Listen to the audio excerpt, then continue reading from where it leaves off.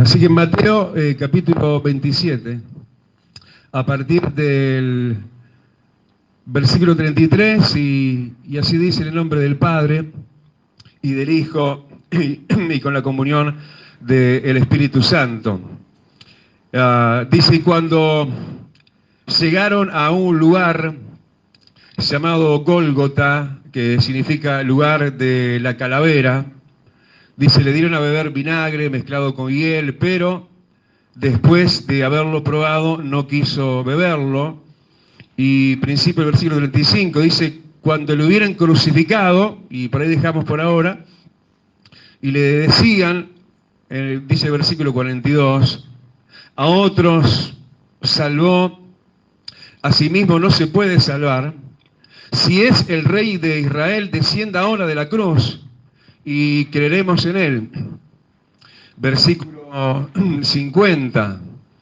Mas Jesús, habiendo otra vez clamado a gran voz, entregó el Espíritu. Y aquí el velo del templo se rasgó en dos, de arriba abajo, y la tierra tembló, y las rocas se partieron, y se abrieron los sepulcros, y muchos cuerpos de santos que habían dormido se levantaron. Y saliendo de los sepulcros después de la resurrección de él, vinieron a la santa ciudad y aparecieron a muchos. El centurión y los que estaban con él guardando a Jesús, visto el terremoto y las cosas que habían sido hechas, temieron en gran manera y dijeron, verdaderamente este era Hijo de Dios. Y versículo 57, dice que cuando llegó la noche, vino un hombre rico de Arimatea, llamado José, y versículo 59 dice que tomó José el cuerpo, lo envolvió en una sábana limpia y lo puso en su sepulcro nuevo que había labrado en la peña, y después de hacer rodar una gran piedra a la entrada del sepulcro se fue. Y estaban allí María Magdalena y la otra María sentadas delante del sepulcro. Señor, gracias te damos, muchísimas gracias, Rey. Estamos en tu quietud y en tu abrazo, en tu paz y en tu bonanza. Pero en tu torbellino de gloria y de ministración también queremos estar, amado, para ser incorporados, levantados. Señor, al son de tu gloria. Señor, sabiéndote un Dios de gloria derramada hoy como al principio, y más todavía, porque lo dijo y lo dice todavía tu palabra, mayor es la gloria postrera que la primera.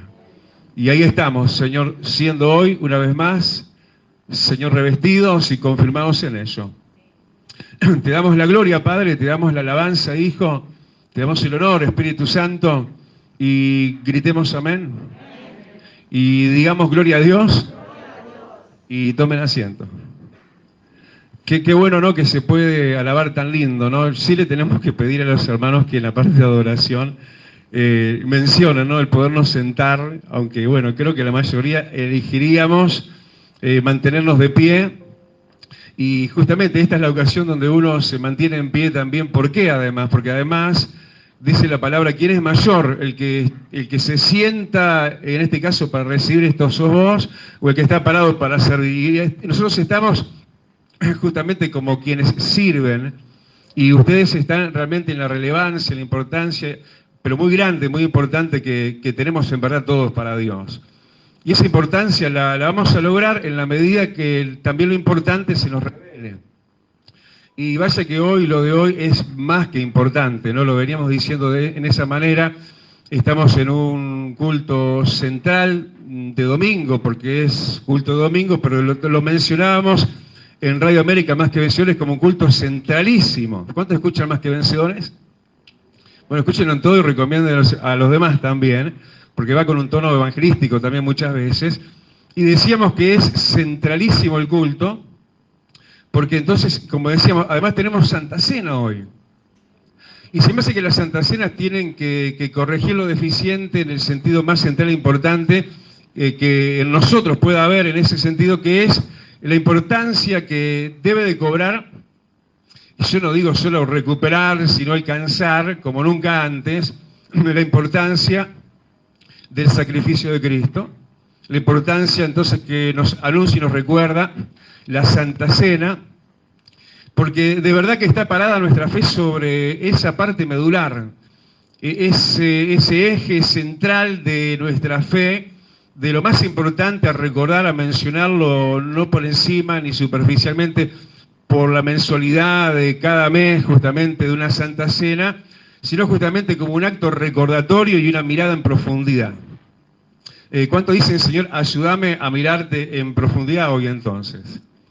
De verdad que tenemos que ver eso, y creo que la palabra de Dios nos ayuda hoy para eso, para que entonces de esa manera gustemos más y con más disfrute y menos terror y menos temor por las pruebas, por los problemas que parece que van tomando fama y relevancia, pero lo más importante aún sobre y por encima de todo eso es que Cristo murió en la cruz a favor de todos y cada uno de nosotros.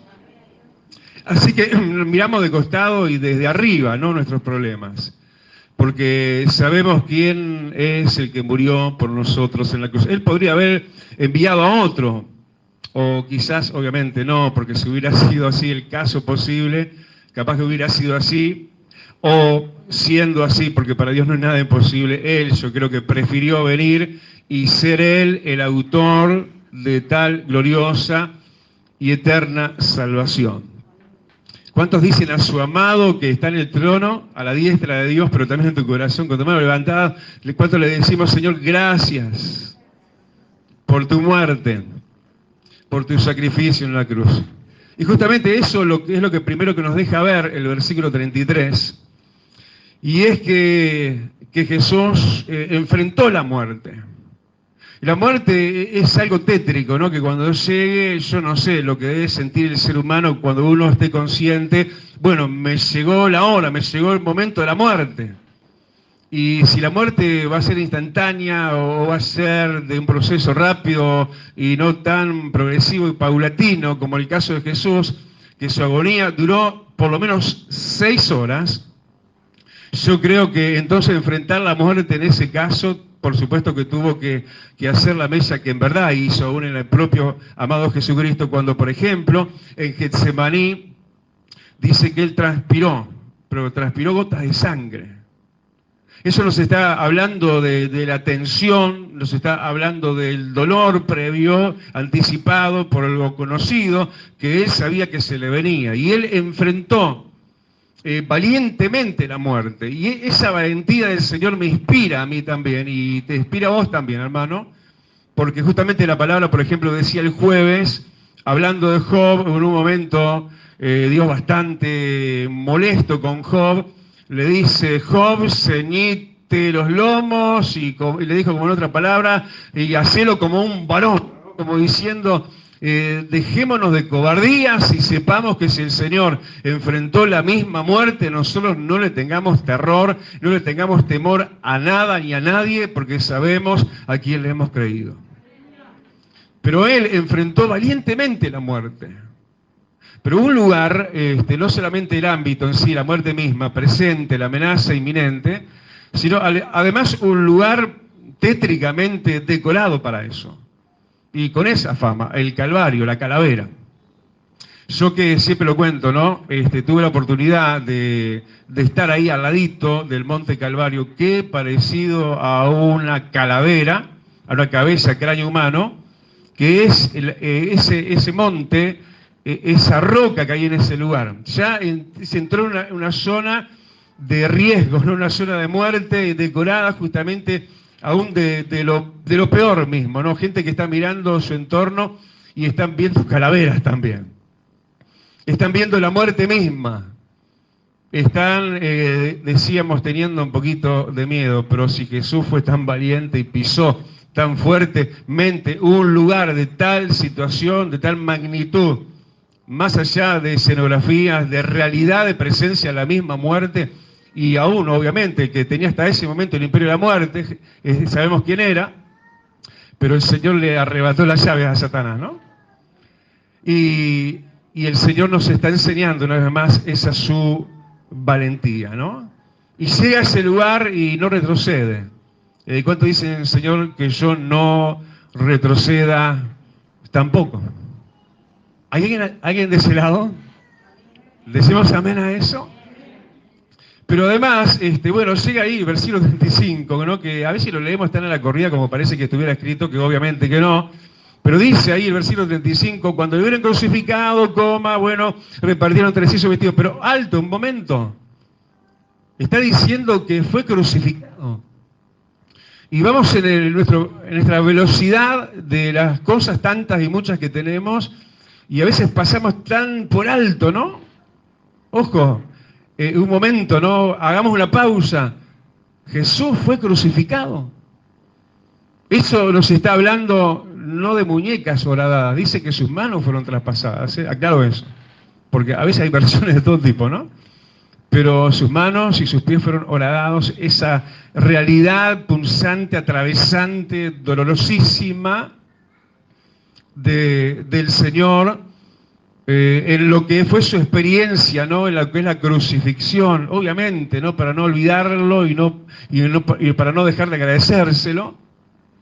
Pero además, ¿por qué no mencionar algo? Porque es muchísimo, ¿no? Creo que no nos daría la eternidad para hablar de los resultados de esta frase entonces tan breve, pero de eterna importancia, que Cristo fue crucificado. Mencionar algo, pero en un gran resumen que nos ayuda a la valorización, a no pasar por alto, a no leer la Biblia como a la corrida y no tener esto así como en una nebulosa nada más, sino que con toda claridad y nitidez saber lo más importante, que Cristo fue crucificado por nosotros y en nuestro lugar.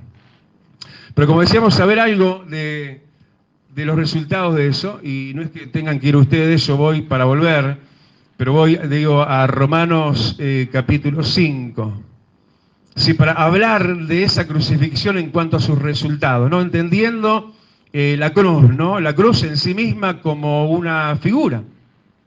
No como una imagen para adorar, ni un amuleto para llevar, ¿eh? ¿Alguien grita amén a eso? Sino como algo que manifiesta verticalidad y horizontalidad también. Uy, me salió. Yo dije, bueno, me saldrá hablarlo así, pero sí, lo primero, lo vertical. En definitiva, Jesús sufrió nuestro tormento para brindarnos su paz. Su paz primeramente, verticalidad. Romanos capítulo 5, yo se lo leo igual, versículo 1, dice, tenemos paz. Primera cosa, verticalidad, para con Dios, por medio de nuestro Señor Jesucristo. ¡Wow! Tenemos paz para con Papá Dios. No tenemos guerra, no tenemos una confrontación, una deuda impaga. Lo teníamos. Ahora cuando vayamos a ver justamente el otro logro, horizontal, cruz decíamos, ¿no? Verticalidad y horizontalidad, también habla de paz y mediación y reconciliación horizontal. Pero antes de ir a eso, valoremos la primera mención, la más importante, ¿no? Hermano, no te olvides y valoralo muchísimo. Tenemos paz, dice, para con Dios. Podemos entrar y decirle, Padre, papito mío, Dios mío, protector mío, sustentor mío, proveedor, libertador, Dios y compañía, Dios y fortaleza, Rey y Señor y Salvador y Defensor. El más fuerte y el más poderoso, inaccesible en nuestro tiempo. Pero hoy gracias a ti, Jesús, el único camino al Padre, puedo ir a ti, Dios Padre. Lo más importante, lo más relevante que Jesús mismo lo pintó de esa importancia, ¿no? Cuando Él lo dijo en San Juan, yo soy el camino. Yo soy la verdad, yo soy la vida. ¿Para qué? ¿Para qué es lo más importante? Dice, y nadie viene al Padre si no es por mí. Hermano, a tus anchas y a sus anchas disfrutemos todos de nuestro Dios y Papá Dios. Dios y Padre. De nuestro Señor Jesucristo. Dios y Padre nuestro. Por medio del Señor Jesucristo.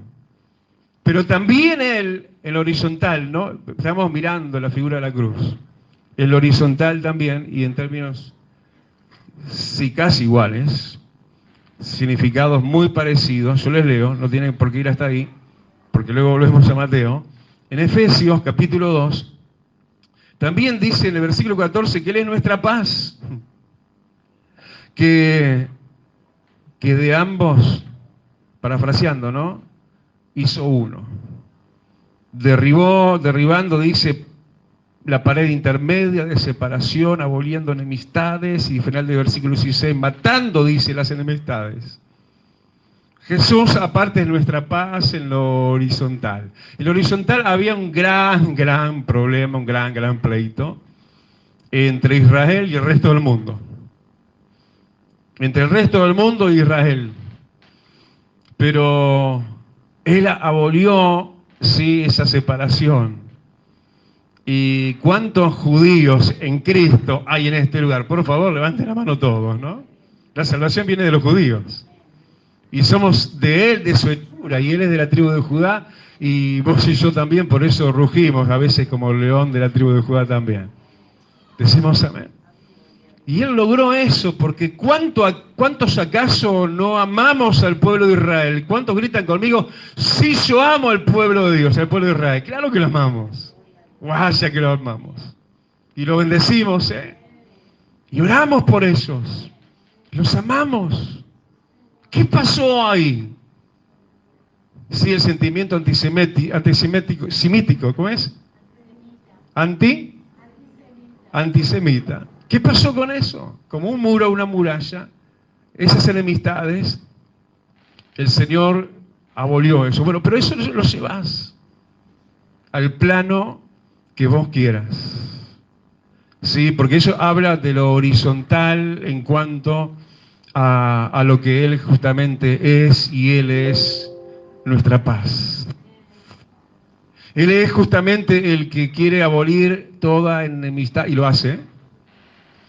Él es el que quiere quitar toda pared intermedia, porque a veces hay paredes intermedias entre unos y otros, que se llama Satanás, que es el diablo mismo, que son nuestras particularidades temperamentales y tantas otras cosas, culturales y demás, y familiares. Muchas veces hay muros reales, no pero invisibles, menos reales, entre unos y otros, a veces en las mismas congregaciones, a veces en la sociedad, pero hoy en Cristo nos sentimos en paz con todos. Tenemos acceso a tener paz con Dios y paz aún con nuestros enemigos y aún los que deseen nuestro mal y nos hagan el mal y tengan de allá para acá problemas con nosotros, pero de acá para allá con ellos no tenemos ni queremos tener problema con ninguno.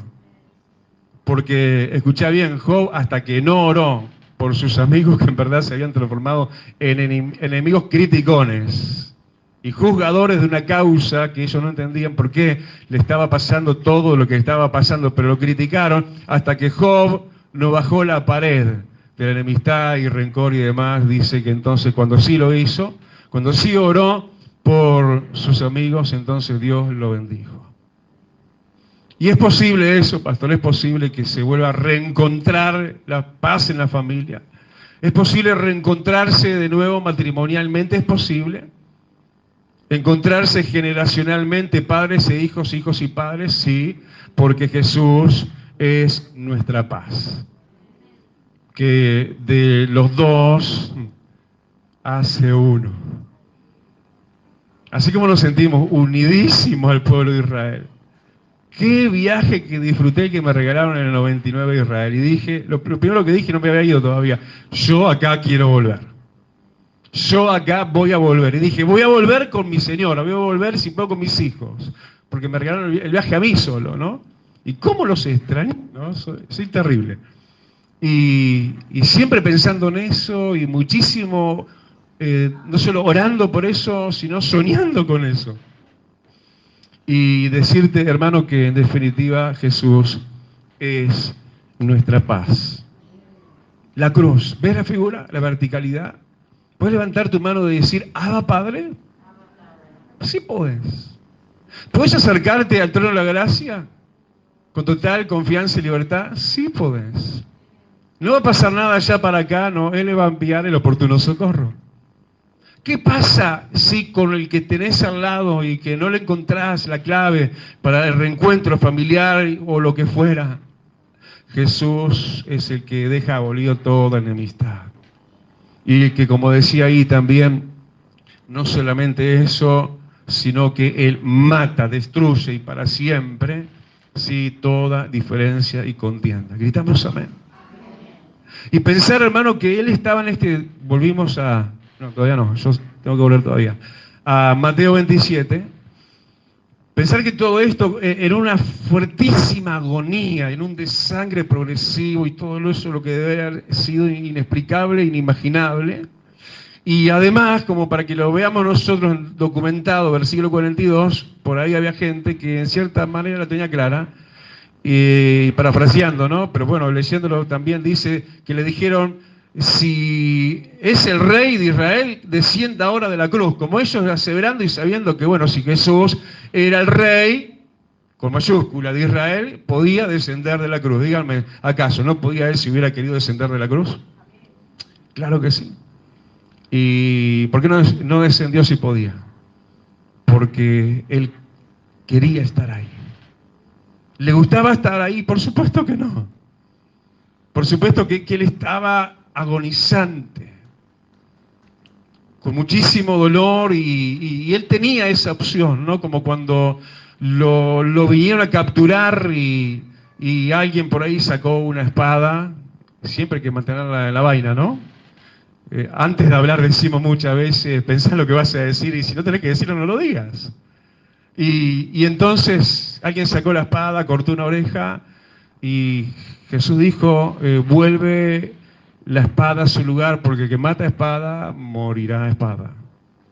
Así que ojo lo que haces con tu lengua, con tu espada. Y dice, ¿acaso yo no podría ahora pedir si quisiera a mi Padre 12 legiones de ángeles y me las enviaría? Él tenía la opción de no ir al Calvario, tenía la opción, estando ahí colgando en la cruz, espectáculo de todos, vergüenza de muchos, bajarse. Pero eligió quedarse en un día de Santa Cena. Pero en el día después de Santa Cena y por toda la eternidad, ¿cuántos se animan a levantar su mano hoy y háganlo siempre? Digan, Señor, gracias por haber ido a la cruz. Pero también decir ahora, gracias por haber permanecido en la cruz. Pero ¿qué más en ese mismo sentido? Versículo 50, mas Jesús, era terrible lo que estaba pasando, dice, habiendo otra vez clamado, ¿cuántas veces ya habría clamado, no? Clamar, a ver si entendemos.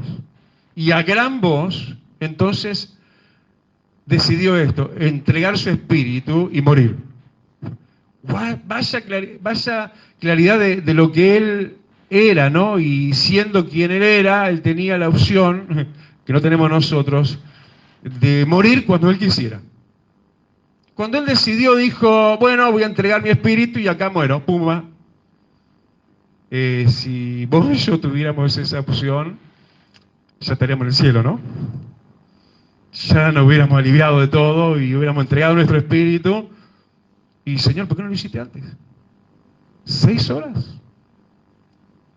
Cuando llegó lo culmine y llegó a hacer todo lo que tenía que hacer y sufrir todo lo que tenía que sufrir, por escarmiento propio, no, por nuestros azotes, nuestro castigo fue sobre él. Y sin quitarle el cuerpo, nada de todo esto, no le saquemos el cuerpo a las pruebas, ¿eh? Seamos sufridos en las pruebas, ¿gritan amén? Él no le sacó el cuerpo a la cruz. Y cuando llegó el momento, dijo, bueno, acá me muero. Siendo Dios y dueño de la vida y la muerte, dijo, ahora sí, entregó el Espíritu. Una cualidad que solamente Él la tenía. Vale esto mucho mencionarlo y verlo, hermano. Porque Él decidió permanecer en la cruz y sufrir todo lo que tenía que sufrir, no porque le gustara, sino porque era necesario. Cumplir así con el dote de todo lo que Él venía a cumplir. Vaya valentías de nuestro valiente Dios. Y cuando Él murió, qué sucesión maravillosa, y algunas nomás de ellas, de resultados y cosas que se dan. Lo primero, lo se ha dicho, ¿no?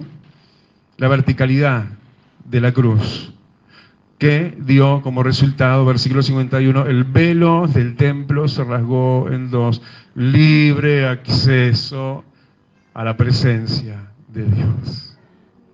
No ahí nomás a los atrios, no, a la presencia mismísima, purísima, altísima, profundísima, con Dios, el lugar santísimo. Suena lindo decirlo y lo tenemos bien acostumbrado al oído, al lugar santísimo.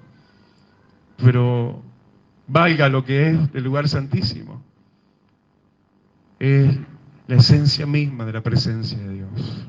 Escucha, no es estar delante de Dios solamente, ni con Dios nada más solamente, es estar en Él. Ese es el lugar santísimo y estar Él en nosotros. Porque hoy nosotros somos el arca de Dios. Hoy en nosotros están las tablas de la ley en nuestro corazón. Sí, dice que entonces Él rasgó, Él, ¿por qué lo dijo Él? Porque fue de arriba abajo, el velo del templo en dos, de arriba abajo.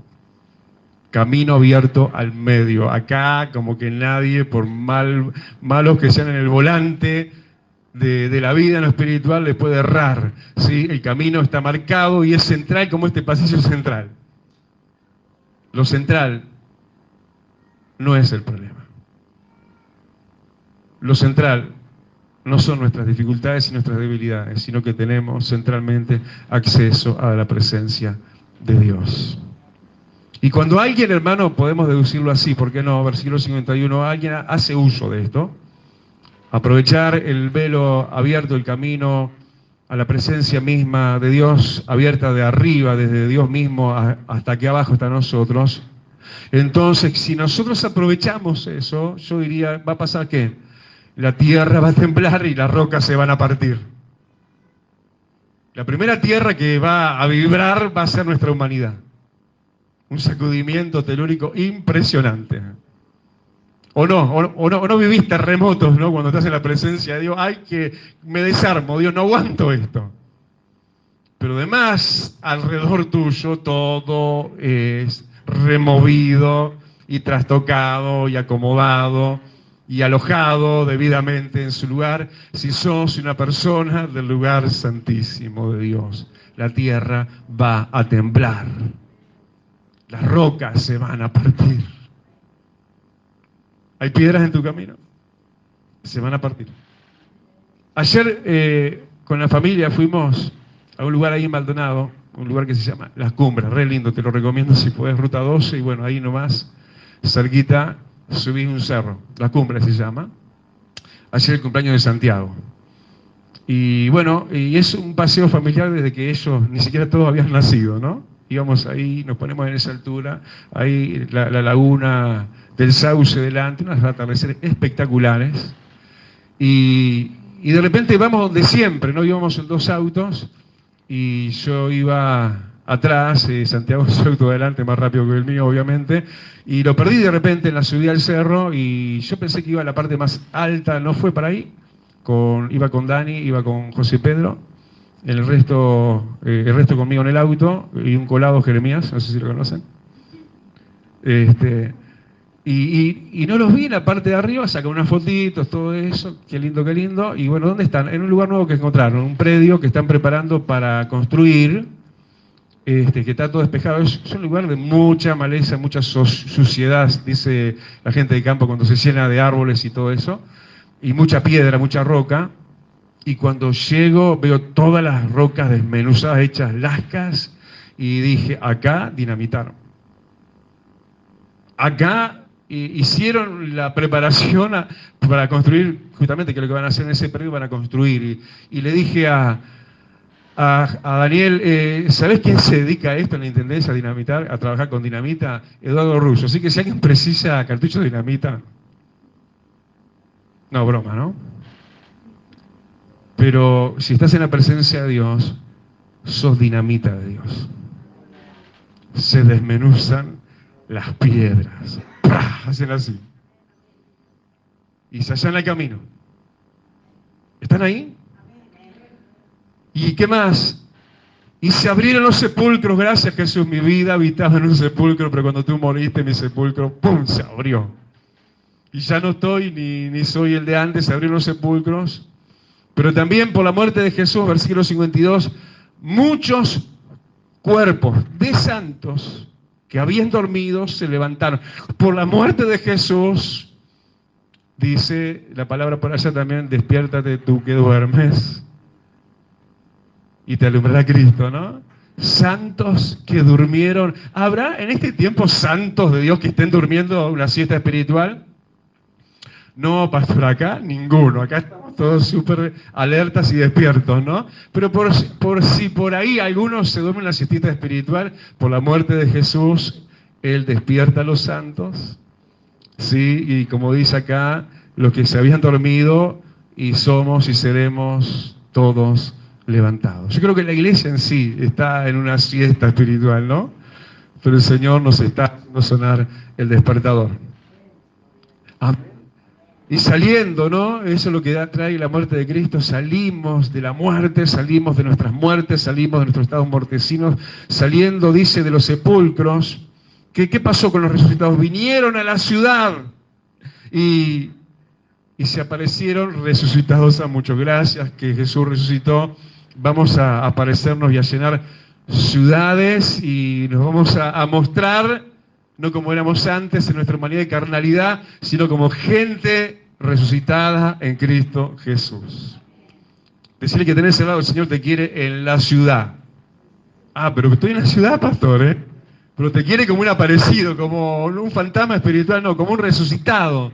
Y que se muestre tu vida como en el después en el cual estamos. Yo creo que el impacto en la ciudad, en ese caso de Jerusalén, tiene que haber sido tremendo. Y Montevideo tiene que ser impactada por gente, sí, resucitada en Cristo Jesús. Pero también la muerte y resurrección de Cristo trajo que los grandes, los fuertes, los poderosos, los de gran autoridad, representados por el centurión, que estaban ahí también, y están aquí en la vuelta también, no están excluidos del reino, y ahí se representa ese centurión que justamente cuando vio estas cosas, el terremoto y todo lo que había sucedido, dice que temieron en gran manera y dijeron verdaderamente, este era el Hijo de Dios. Grandes y poderosos, temblando ante la presencia mía, dice el Señor. Yo lo creo. Yo creo en presidentes de rodillas en la presencia de Dios. En grandes comandantes en jefe, en grandes capitanes y líderes. Yo creo. En los centuriones de este tiempo también. Y por último, hermano, la resurrección de Cristo movió a los ricos y movió riquezas a favor del cuerpo de Cristo. Somos el cuerpo de Cristo. Somos la iglesia del Cordero. Somos literalmente nosotros mismos partes y miembros del cuerpo de Cristo, ¿o no? Bueno, las riquezas se mueven a favor del cuerpo de Cristo. Porque un rico, sí, fue movido, vino, dice, de Arimatea. ¿Dónde sería eso? ¿Qué tan cerca o qué tan lejos? No importa, el Señor lo llevó. El nombre José. Siendo rico, tomó de sus riquezas, que eran para él, una tumba nueva a estrenar, labrada. Imagínate el laburo y el presupuesto que tiene que haber pagado. Labrada en la peña, no había dinamita en ese tiempo.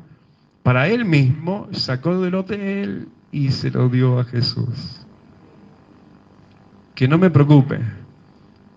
Y vos tampoco, porque así como además de todo esto hubo una sábana nueva, limpia para Jesús, lo nuevo, lo rico, lo poderoso viene a nosotros. La riqueza del mundo por causa de Jesús, las riquezas se mueven en esta dirección. ¿Cuántos creyentes de acá? Porque no escuché ni medio amén. ¿Estás amén? Y ahí, ¿quiénes estaban para ver toda esta maravilla? ¿Todos? No. Termina diciendo el versículo 61, estaban allí María Magdalena, la que le había salido 7 demonios, la muy pecadora, pero muy perdonada y arrepentida y convertida, y la otra María. Estaban ahí sentadas tranqui, mirando todo lo que estaba pasando. Cierra tus ojos. Quédate tranquilo. Sentate en lugares celestiales y mirá lo que hizo Jesús en la cruz. Míralo. ¿Dónde estaban los demás? Aterrorizados, atemorizados, encerrados por miedo de los judíos. Hay gente que está así espantada, arrinconada, y ya ni viene a la iglesia casi. Y que el cobicho, y que la prueba, y que acá, y que allá. Pero estas estaban ahí. Y ellas vieron primero. Dios quiere que seas de los primeros que vean. Más y mayores resultados todavía de lo que Jesús logró en la cruz. Y luego vayas a uno de los hermanos, a los atemorizados, y les cuentes. Estas fueron después y contaron. Tremendas cuenteras, ¿no? Fueron con el cuento, y nosotros también no queremos callar lo que hemos visto y lo que veremos. Queremos compartirlo. Queremos ser testigos. Señor, queremos ser parte. Pero no buscamos, Señor, oh Dios, lo que pueda venir como añadidura, aunque ahí está y no lo vamos a negar. Queremos, Señor, buscarte y fijar nuestra atención en ti. Jesús en el Calvario. ¿Qué momento? Se paralizó el tiempo, se detuvo la hora, año cero, hora cero. Todo volvía a un nuevo comienzo, una cuenta nueva. Hoy estamos en el año que estamos, desde aquel momento de tal bella particularidad, donde los cielos se estaciaron, donde la tierra observó espantada, hasta el sol se ocultó. Aleluya. Mas nosotros, su amado pueblo, no podemos, si acaso fuera así, seguir pasando por alto o tan breve, rápida o superficialmente un hecho tan medular. Jesús, tú moriste mi muerte, moriste en mi lugar, Jesús, sufriste mis pecados, mi castigo fue sobre ti, y por tu paz, he sido reconciliado contigo, Padre. Ay, la enemistad que había, Señor, el pleito verdadero, Señor, y más que argumentado que había, Señor, entre tú y nosotros y tú, Señor, nuestros propios pecados. Amado Jesús, tú lo aboliste en la cruz. La sangre de Cristo limpió y sigue limpiando todo pecado. Si tus pecados hoy fuesen rojos como el carmesí, esa sangre roja, gloriosa, vertida en la cruz, sigue limpiando. Sigue siendo conducida esa sangre hacia quienes lo necesitaron primero. Porque ¿dónde resultó todo esto primero? En Israel. En él y para el pueblo de Dios. Y por supuesto desde ahí para todas las naciones. ¿Necesitamos la sangre de Cristo? Vaya que sí. ¿Necesitamos el año cero de vuelta reeditados nosotros? Claro que sí. En cada Santa Cena solo, claro que no. A cada instante, en cada momento. Señor, te adoramos. Te adoramos, Jesús querido.